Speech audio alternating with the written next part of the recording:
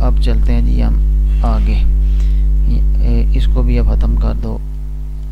अब चलते हैं जी दूसरे लॉजिक की तरफ। यहाँ पे हम लिखते हैं integer a is equal to 10। यहाँ पे हमने लिखा जी 10, उसने नीचे मुझे प्रिंट करके दे दिया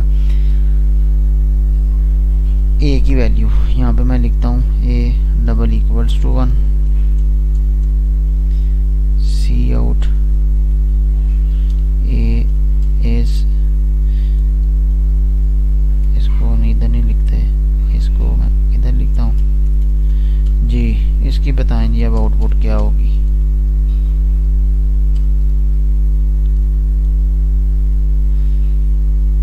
इब्राहिम आप बताओ।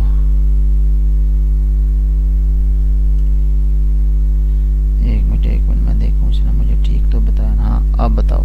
एक ये है वैल्यू इन ए, पहली स्टेटमेंट के मुताबिक देखें जी, पहली स्टेटमेंट, और सेकंड में a इज इक्वल टू क्या बनेगा जी,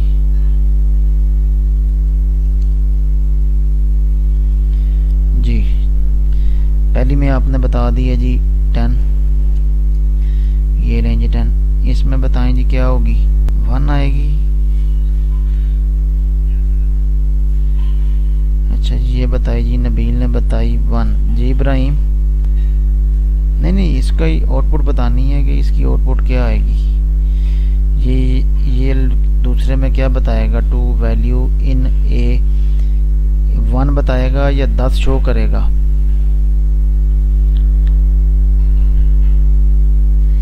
आपने भी बताया जी 1। चलो जी इसको रन करके देखते हैं कि ये तो 2, इसकी भी आपने 10 ही बताई है क्योंकि वो तो आप 10 ही बताओगे। क्या ये जी आउटपुट इसकी,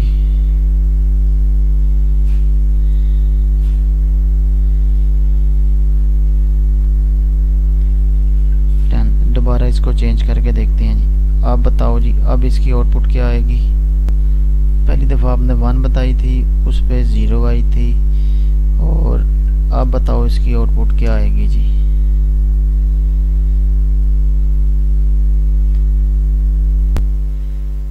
चलो इसकी भी आउटपुट चेक करके देखते हैं जी क्या आती है। फिर वो मैंने 0 0 लिखा, 0 0 ही आएगी। Value in A 10, value in A 0। Clear हो गया जी। अब इधर 10 लिखते हैं। अब देखते हैं जी क्या वैल्यू, वजह, दैट इज क्वेश्चन।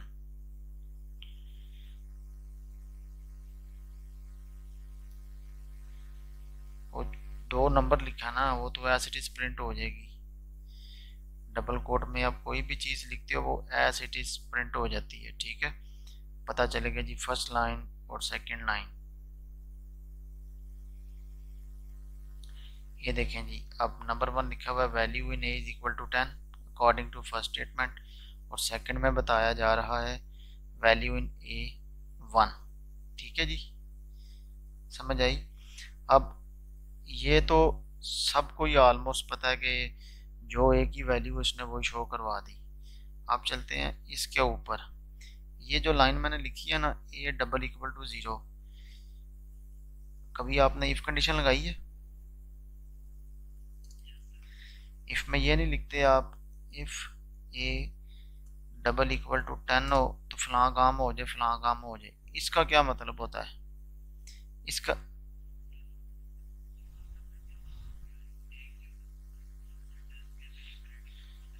नहीं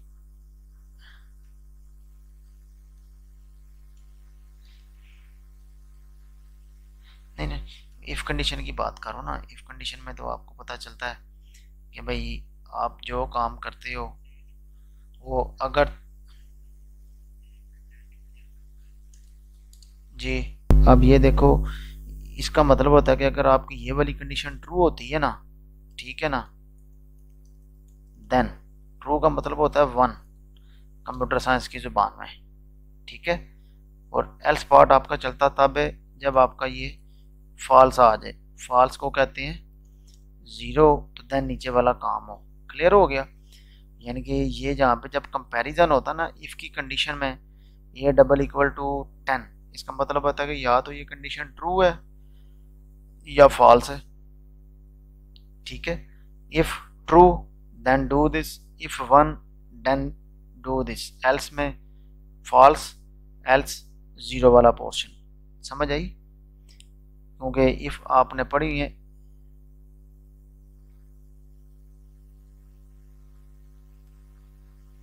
नहीं 0 1 करेगा। क्यों? अब ये देखो a डबल इक्वल्स टू 10, यहाँ पे अब कंपैरिजन होने लग पड़ा है। a में क्या वैल्यू पड़ी है? 10, 10 10 के बराबर है,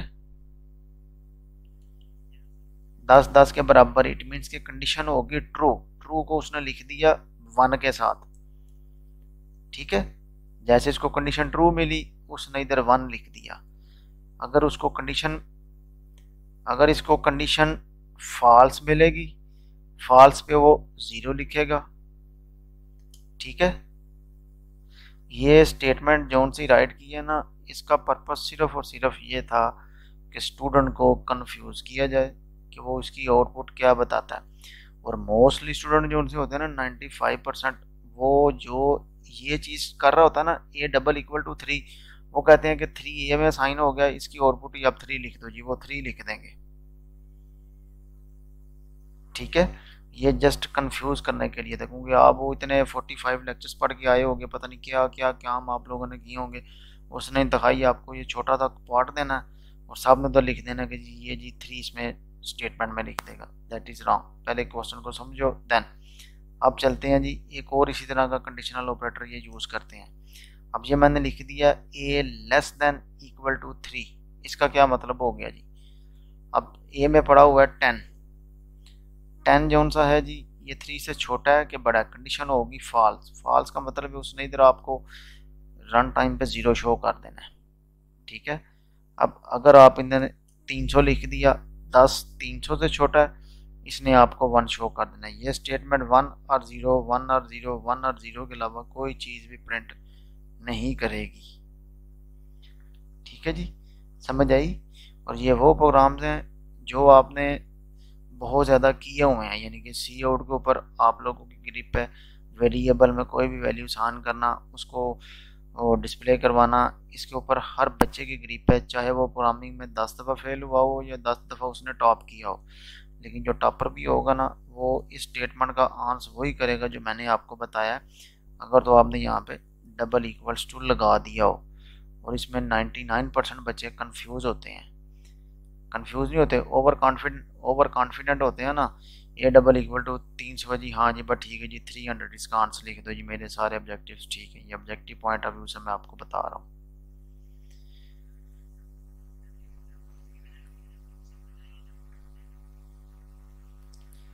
ज़ीरो जिस स्क्रीन में पड़ा था हो गया ना।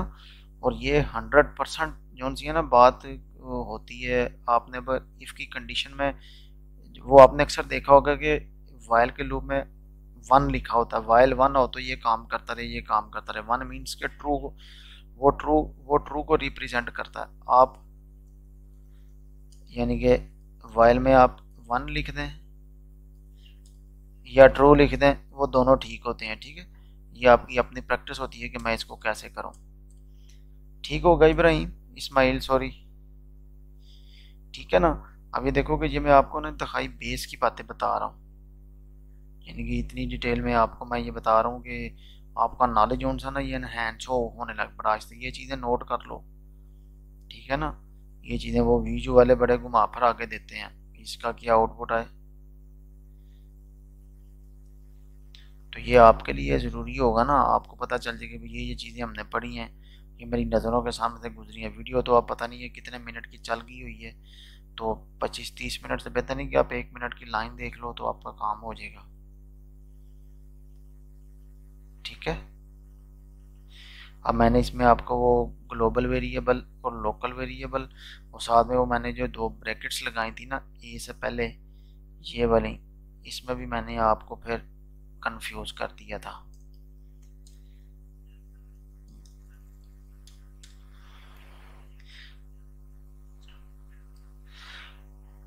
वैल्यू होती है नहीं, उसको कहते हैं कि वेरिएबल का स्कोप क्या होता है, ठीक है ना, इसे ही कहते हैं। अब अगर आपने ये ब्रैकेट्स नहीं लगाई ना, अब यहाँ पे अगर और भी इस तरह लिखते हैं, फिर आपको कहा जाता है कि जी एक प्रोग्राम में ना एक नाम के दो वेरिएबल्स नहीं हो सकते एक फंक्शन के अंदर। मैं कहता हूँ एक नाम के वेरिएबल जो है ना वो 20 डिक्लेयर कर लें आप। ये लें जी, मैंने डिक्लेयर कर दिया इसी प्रोग्राम के अंदर ए लिखा, फिर मैंने। अब दूसरा कंफ्यूज वो कैसे करते हैं, जिसको नहीं पता ना वो इधर 43 लिख देगा, ठीक है, या 25 लिख देगा। इधर उसने लिखा जी ए इज इक्वल टू 23, इधर उसने बता दिया ए इज इक्वल टू 25। बच्चे कहेंगे जी ए में पहले 23 था, अब उसने वैल्यू उसकी अपडेट कर दी है, फिर वो बताएगा वैल्यू इन ए इधर 25 लिखेंगे, वैल्यू इन ए 300 लिख देंगे, ठीक है।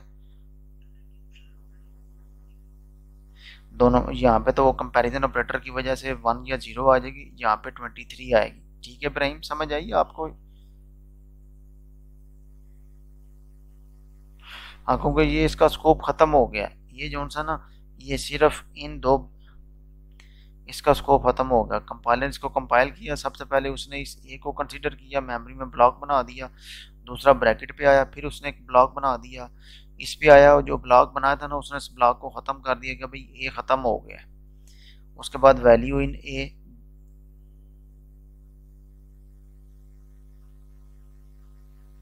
बिल्कुल बिल्कुल बिल्कुल, ये इंपॉर्टेंट चीज़ें होती हैं बहुत ज़्यादा, ठीक है ना। अब ए इज इक्वल टू 31 या 0, बेशक आप इसको रन करके देख लें, इसकी वैल्यू 23 और 0 आएगी। 23 और 0 इसने आपको डिस्प्ले करके बता दिया। अब इसमें एक और चीज़ भी होती है कि बाद दफ़ा आप लोग लिखते हो ना सी आउट सॉरी कह रहा हूँ, इफ़ कंडीशन में आप काम कर रहे होते हो, इफ़, चलें यहीं पे ना इसी का एक छोटा सा प्रोग्राम लिखता हूँ मैं, this one, if A double equals to 23,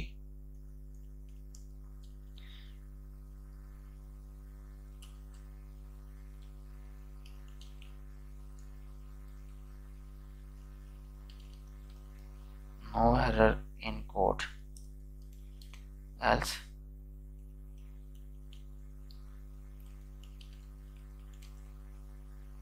यानी कि इफ एल्स में आप मोस्टली इस तरह भी काम करते हैं। आप इसको ज़रा रन करके देखो, ये 23 होगा तो आपको नो एरर बता देगा, अगर ना हुआ तो उसका एरर इन दी कोड बताएगा जी।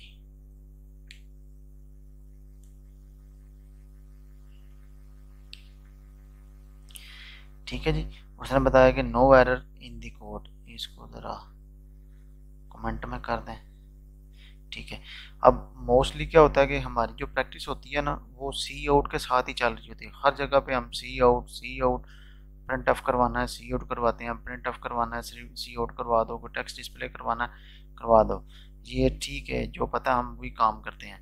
लेकिन जब आप फाइल हैंडलिंग में काम करते हो, एरर आ जाते हैं, या एल्स इफ एल्स के साथ काम करते हो, कोई चीज़ आपने डिस्प्ले करवानी है, एरर वाले पोर्शन का मतलब होता है या फॉल्स पोर्शन का मतलब होता है कि इसमें कोई ऐसी चीज़ यूज़ करो कि जो और डिस्प्ले भी करे लेकिन वो ऑड वन आउट हो, ठीक है। मीन टू से दैट कि सी आउट, इसका भी मतलब है प्रिंट करवा दो, इसका भी मतलब है प्रिंट करवा दो। अब ये जो सा सी आउट हो रहा है ना ये ट्रू पार्ट में हो रहा है, ये जो सी आउट है ना ये फॉल्स पार्ट में हो रहा है,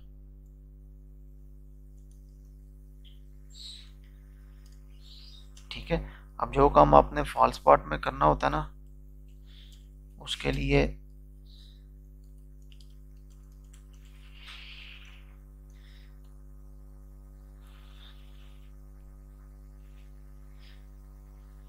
no error in the code, अब एरर लेके आते हैं।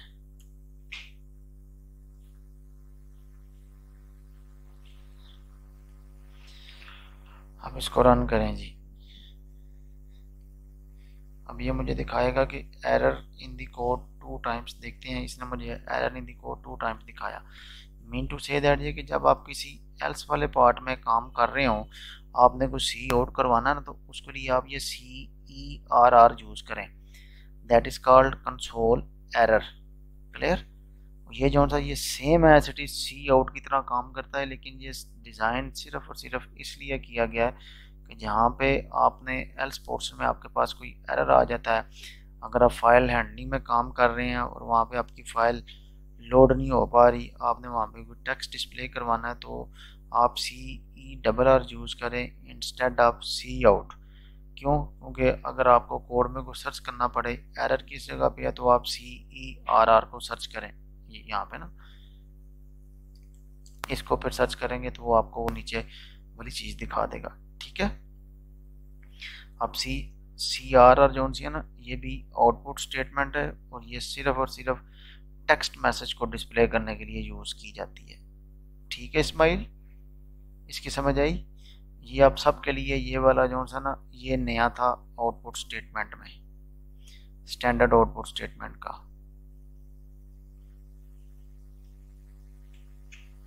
जी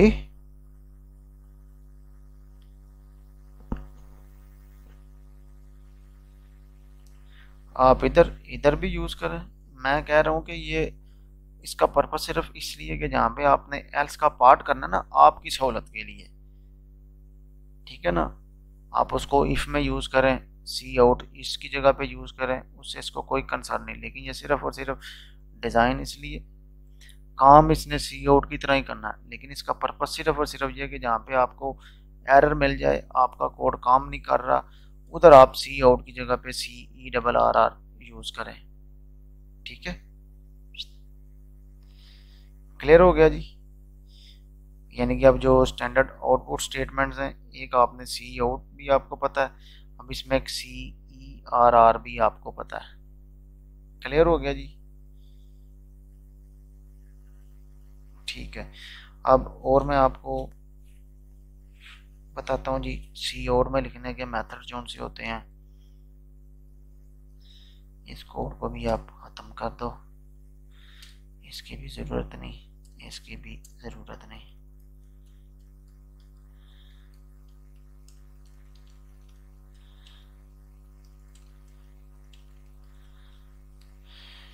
ठीक है जी, एक तो मैंने ये कर दिया।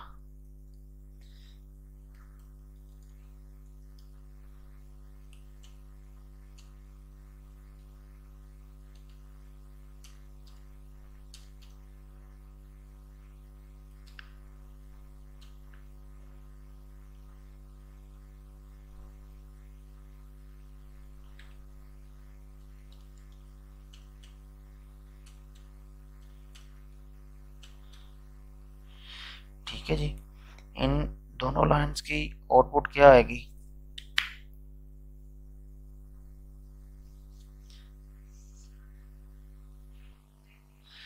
दोनों की सेम ही आएगी, आपने नहीं बोलना। रन,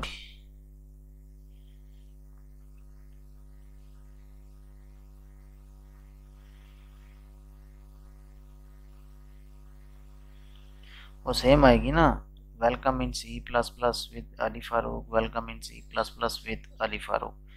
अब ये मेरी स्टेटमेंट है जी,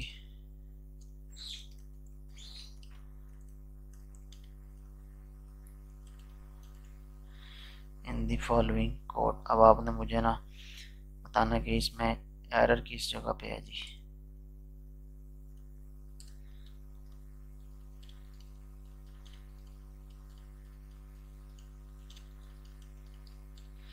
जी इस में बताएंगे जी एरर क्या है इस कोड में। ये जो मैंने सारा कोड लिखा ना, यहाँ से लेकर यहाँ तक, इसमें मुझे एरर बताएं क्या एरर है।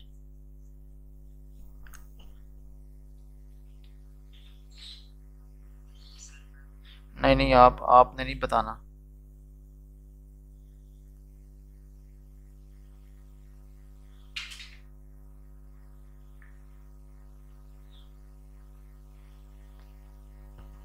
इब्राहिम आपकी आवाज़ नहीं आ रही मुझे।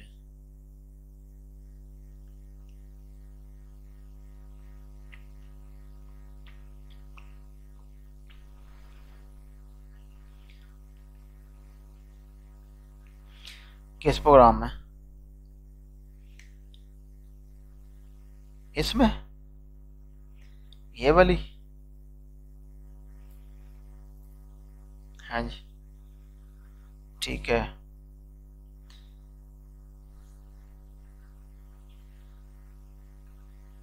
वो शो नहीं होगा। नबीला पहले लेक्चर में थे ना? हाँ, फिर तो आपको पता होगी ना।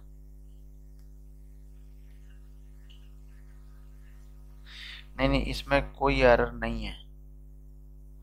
इसने कितनी लाइनें प्रिंट की हैं? 1 2 3, 1 2 एंड 3। 3 मैंने सी आउट लिखे, और ये भी उसने एज इट इज सबके साथ काम करके दिया। ये जोन सा था ना लाइन ट्रिकी।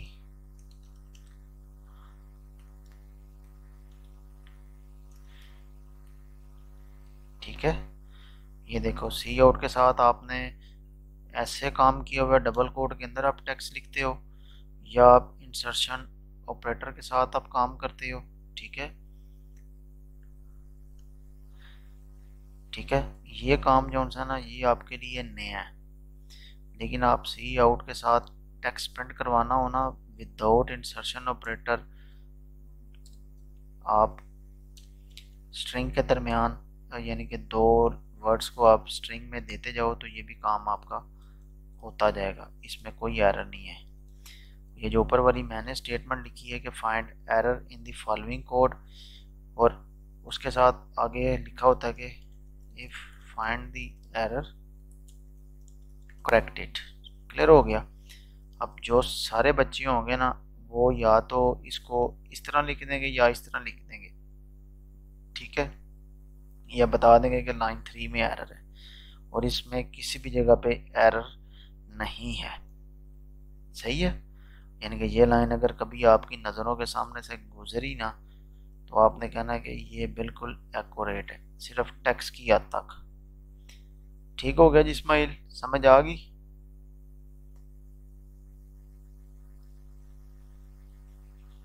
ठीक हो गया जी, राइट।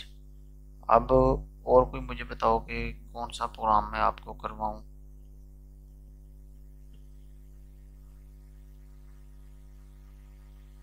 जी जी,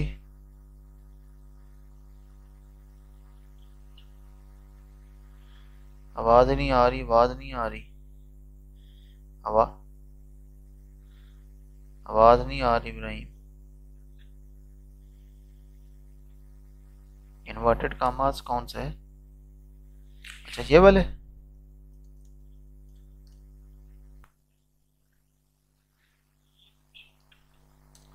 अच्छा, ये इन्वर्टेड का।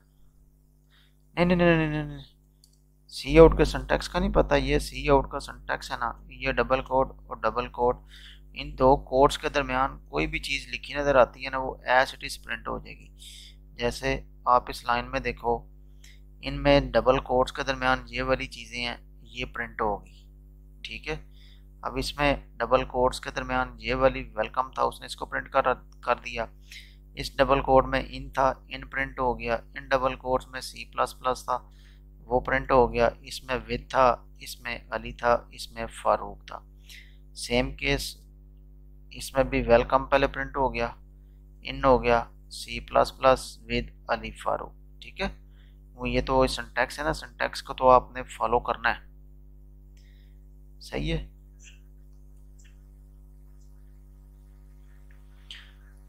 बैक स्लैश डबल, जब वो बैक स्लैश डबल कोड लिखते हैं तो फिर वो डबल कोड प्रिंट होता है, अदरवाइज वो प्रिंट नहीं करता। वो उनको स्केप सीक्वेंसेस का या स्केप करेक्टर्स का कहते हैं। ठीक है जी, समझ आ गई? वो इसमें ना कुछ ट्रिक्स भी होती है ना, आप ट्रिकी प्रोग्राम करोगे ना, तो आपका जो जहन है ना, वो ऑटोमेटिकली काम करने लग पड़ेगा, और इसमें कोई मसला नहीं है।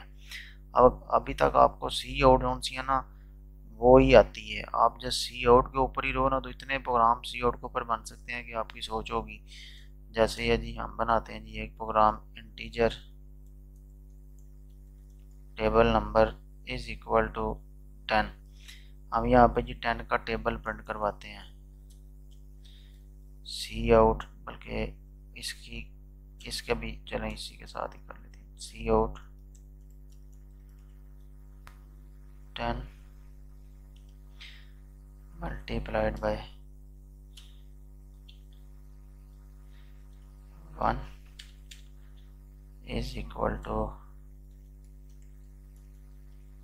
Table number multiplied by 1।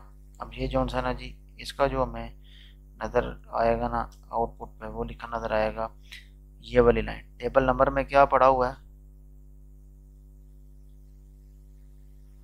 जी इब्राहिम, बताओ टेबल नंबर में क्या पड़ा हुआ है?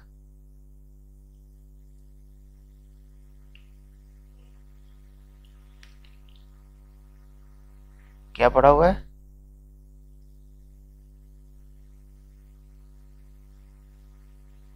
10 पड़ा हुआ है, बिल्कुल ठीक है। यानी कि सी और जब प्रोग्राम रन होगा तो टेबल नंबर की वैल्यू जो सी है ना वो हमें डिस्प्ले होके मिलेगी। यानी कि डिस्प्ले होके मिल गई जी 10। उसके बाद डबल कोट्स के अंदर लिखा हुआ था एस्टेरिक का साइन, सॉरी मल्टीप्लिकेशन का साइन, देन था 1, देन इक्वल टू, ये सारे का सारा जो सा ना एज इट इज प्रिंट हो जाएगा। अब उसके बाद आता है टेबल नंबर मल्टीप्लाइड बाय 1, ये इसके ऊपर ऑपरेशन परफॉर्म करवा रहे हैं। टेबल नंबर में 10 था, 10 multiplied by 1 is equal to 10। Run time के ऊपर हमें ये वाली लाइन जो होती है ये प्रिंट होके मिलेगी। इसको रन करके भी देखते हैं कि क्या वाकई ही 10 x1 इक्वल्स टू 10, उसने हमें यही चीज़ प्रिंट करके दे दी है जी। ठीक है जी। अब हम इसका पूरे का पूरा टेबल एक दफ़ा राइट कर लेते हैं।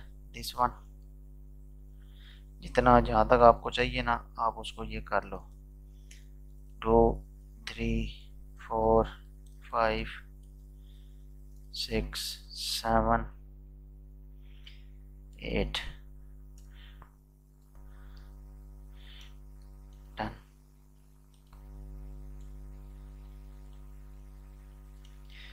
यानी कि अब ये देखो किसी भी चीज़ के टेबल जोन से है ना आप इसमें इजीली राइट कर सकते हो। 10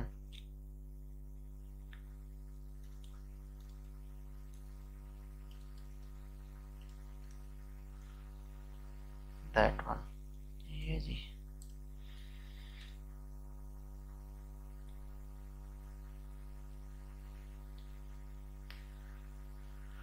ये जी 10 का टेबल जोन से जी आपके सामने प्रिंट हो गया, आ गया। ठीक है, 10 multiplied by 1, 10 multiplied by 2, 10 multiplied by 3 up to so on 100 तक टेबल उसने आपके सामने प्रिंट कर दिए। अब आपको कहता है जी मैंने 110,012 का टेबल मैंने प्रिंट करवाना है। आपने जैसे उसकी वैल्यू चेंज की, नीचे आपको कोई भी चेंज करने की ज़रूरत ही नहीं रही, उसने ये 10-12 का टेबल जो है ना जी वो प्रिंट करके आपके सामने रख दिए कि ये लें जी, ये टेबल आपके सामने आ गया।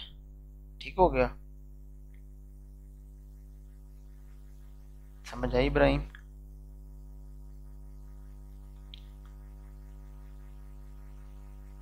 जी क्लियर हो गया, बिल्कुल। अभी हमने इसमें कोई सीन नहीं लगाई, कोई कुछ नहीं किया, सिंपल हम सी आउट के साथ ही काम कर रहे हैं। मैं कह रहा हूँ अभी हमने कुछ भी नहीं किया, सिंपल ही सी आउट के साथ ही हम ना काम करते जा रहे हैं। मैक्सिमम काम यही है। अब उसके बाद हम अब आपको सिस्टम CLS का पता क्या चीज़ें होती हैं? ये गेट CS का पता है? ये कभी यूज़ किया गेट CH? नहीं किया, अच्छा। ये सिस्टम पॉज, ये कभी यूज़ किया आपने इब्राहिम? कभी यूज़ किया सिस्टम पॉज?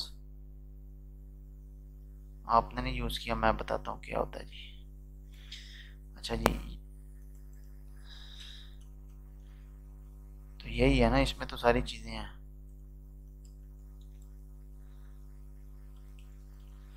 बल्कि ये मैसेज देने की ज़रूरत ही नहीं है, ये ऑटोमेटिकली यहाँ पे हॉल्ट हो जाएगा।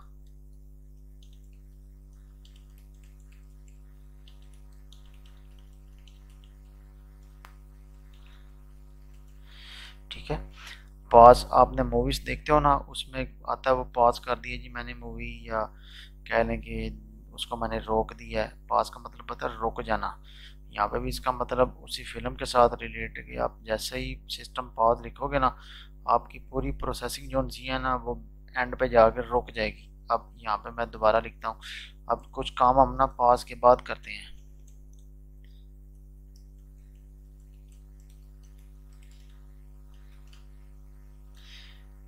ठीक है, ये मैं लिख के देता हूँ जी। अब देखें जी क्या हो रहा है जी। सबसे पहले टेबल नंबर में मैंने किसी कोई नंबर ले लिया, उसका ये सारे का सारा टेबल जो था ना ये यहाँ तक प्रिंट हो गया। क्लियर।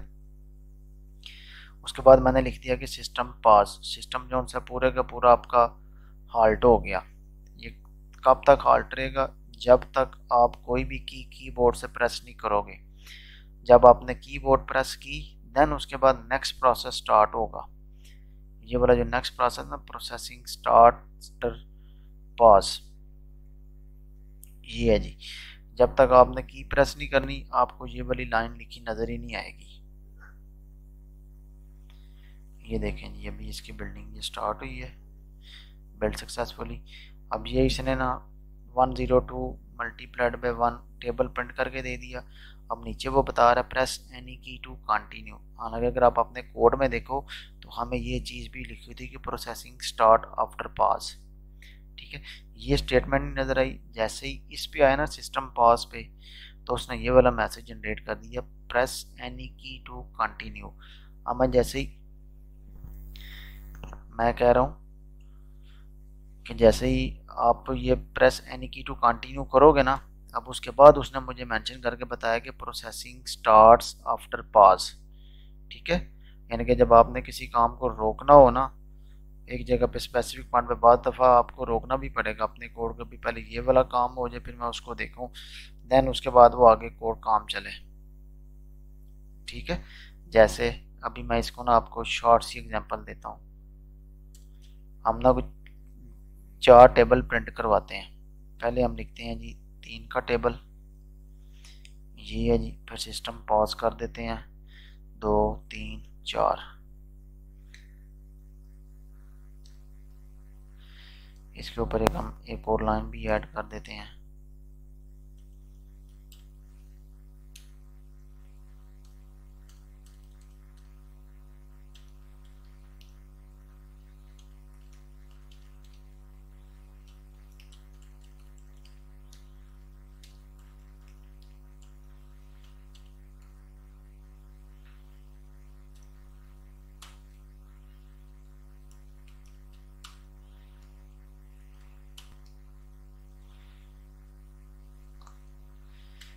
ये लें जी, ठीक है जी। सबसे पहले हम 3 का टेबल प्रिंट करेंगे। 3 के टेबल के बाद हम 5 का करेंगे।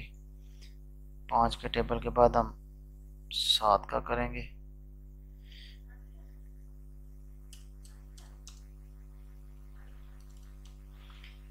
7 के बाद जी 9 का करेंगे अब हम। ठीक है, यानी कि ये लेंथी प्रोग्राम इसलिए लिखा है कि सो दैट आपको सिर्फ और सिर्फ पास का पता चले। ये जी, इस पास के बाद हम दे देते हैं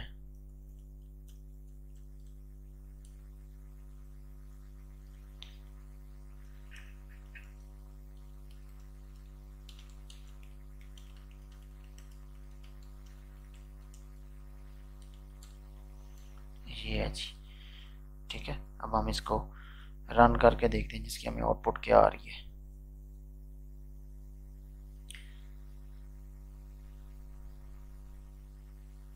अच्छा, वो रीडिफाइन नहीं करना था टेबल।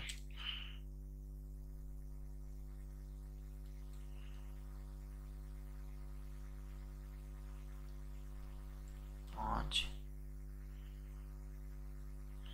ठीक है जी।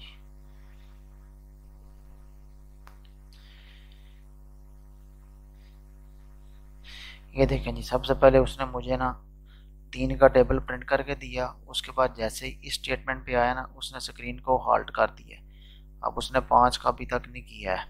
ठीक है, अब इधर की प्रेस करता हूँ, उसी के नीचे जो सा ना टेबल ऑफ 5 प्रिंट हो गया। ठीक है इस्माइल, नज़र आ रहा है? पहले 3 का प्रिंट हुआ, देन 5 का हुआ, देन उसके बाद नीचे उसी के नीचे ही 7 का प्रिंट हो गया। देन मैं प्रिंट करता हूँ, फिर उसके बाद मुझे 9 का प्रिंट होकर मिल गया। उसके बाद उसने मुझे बता दिया कि program ending all table are printed successfully. Clear हो गया जी।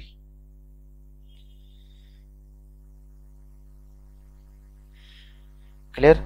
लेकिन अब अगर आप अब अगर आप आउटपुट पे देखो ना, आपका program no doubt 100% okay output दे रहा है, लेकिन इसकी खूबसूरती जो सी है ना, इसमें काफ़ी फ़र्क पड़ रहा है। जैसे ये प्रेस एनी की टू कंटिन्यू का मतलब है कि पीछे वाला कोड ख़त्म हो जाए, स्क्रीन क्लियर हो जाए। आप चाहते हैं कि हर जगह पे ना जैसे टेबल ऑफ 3 आया था ना, उसी तरह टेबल ऑफ 5 आ जाए। फिर आप नेक्स्ट की प्रेस करो, फिर टेबल ऑफ 7 आ जाए, फिर आप नेक्स्ट की प्रेस करो और टेबल ऑफ 9 आ जाए। 9 के बाद फिर वो सारे कोड जो है ना, वो आपको एक लास्ट मैसेज दे दे, अल्लाह हाफिज़ कर दे, व्हाट्सएप जो भी मैसेज आपने प्रिंट करवाना है वो दे दे और काम आपका ख़त्म हो जाए। उसके लिए क्या करते हैं, उसके लिए हम ये करते हैं कि जैसे ही आप वो मैसेज आता है ना, प्रेस एनी की टू कंटिन्यू, यानी कि सिस्टम हाल्ट के बाद ये आप जैसे ही की प्रेस करें ना, आपकी स्क्रीन जो सी है ना वो क्लियर हो जानी चाहिए। ठीक है, सिस्टम CLS। ठीक है जी, आपने की प्रेस की, स्क्रीन आपकी क्लियर होगी, फिर आ गई ये 5 का टेबल प्रिंट हो गया। फिर आपने स्क्रीन को ऑल्ट किया, फिर वो रोगी, फिर आपने जो सी स्क्रीन क्लियर कर दी, फिर आपने स्क्रीन क्लियर कर दी।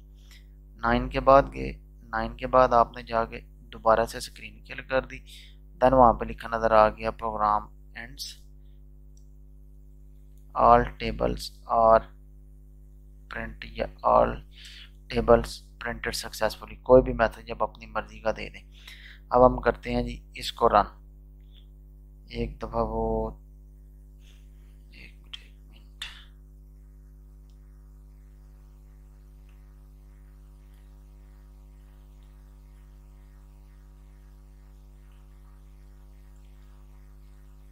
इधर देना था।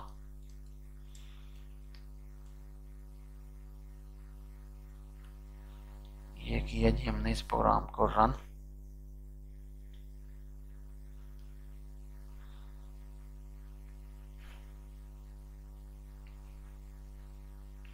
ये जी सबसे पहले उसने बता दिया कि टेबल ऑफ 3 का उसने प्रिंट कर दिया। अब देखें प्रेस एनी की टू कंटिन्यू, मैं जैसे ही प्रेस करूंगा ना तो मुझे टेबल ऑफ 5 नई विंडो पे लिखा नज़र आ गया। वो पहले जो नीचे एक ही जगह पे वो खिचड़ी पक रही थी ना, उस खिचड़ी से हमारी जान छूट गई है। ठीक है, समझ आ रही है इब्राहिम? अब ये 5 का टेबल ओपन हो गया। उसके बाद मैंने की प्रेस की, उसने मुझे 7 का प्रिंट करके दे दिया। मैंने फिर प्रेस की, उसने मुझे 9 का प्रिंट करके दे दिया। मैं फिर मैंने प्रेस की, उसने बता दिया कि program ends all tables printed successfully. आपका ये प्रोग्राम ख़त्म हो गया जी। ठीक हो गया। और ये जो सिस्टम लिखते हैं ना, ये आपका एक शेल को कॉल करता है। ये है फंक्शन है, लेकिन ये आपकी ना डॉस की कमांड्स को कॉल करने के लिए यूज़ किया जाता है। पॉज डॉस की कमांड है, आपके सिस्टम को पॉज कर देता है। CLS डॉस की कमांड है, ये आपके सिस्टम आपको ना स्क्रीन आपकी क्लियर करके दे देता है। सिमिलरली इस तरह और भी जो आपकी डॉस की कमांड है ना, वो आप इसमें इम्प्लीमेंट कर सकते हैं। ठीक है, एक मिनट यहाँ पे मैं और भी करके देखता हूँ।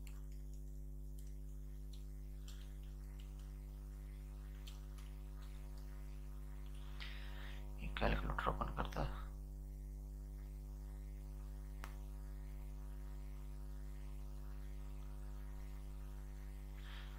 तनी आवाज़ का कोई इश्यू चल रहा है आज।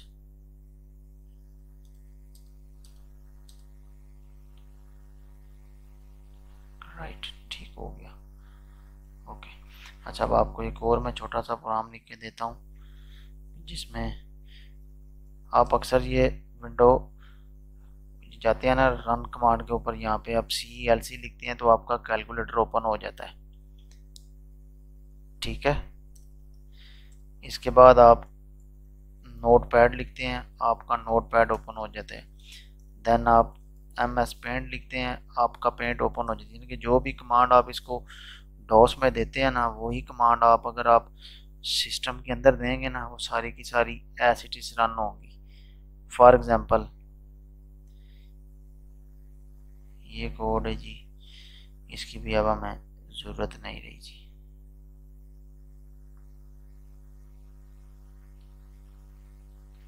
दैट वन एक हमने पढ़ी है जी, सिस्टम CLS ये आपकी स्क्रीन क्लियर कर देती है। देन हमने पढ़ी है सिस्टम पॉज, ये आपकी स्क्रीन को हॉल्ट कर देती है। ठीक है, अब हम आगे आते हैं सिस्टम नोटपैड। ये लिखेंगे ना तो ये जो सी कमांड है ना, ये आपका एक नोटपैड ओपन कर देगी। देन सिस्टम MS पेंट, ये आपका पेंट ओपन कर देगी। सिस्टम कैल, ये आपका कैलकुलेटर ओपन कर देगी। 3 चीज़ें मैंने इसे करवाई हैं। सिस्टम एग्जिट, ये जो सा जी आपका सिस्टम एग्जिट कर देगी। ठीक है, स्क्रीन क्लियर होगी, बंद होगी, और बैक एंड पे इतने ज़्यादा काम करके ना आपकी स्क्रीन को बंद कर देगा।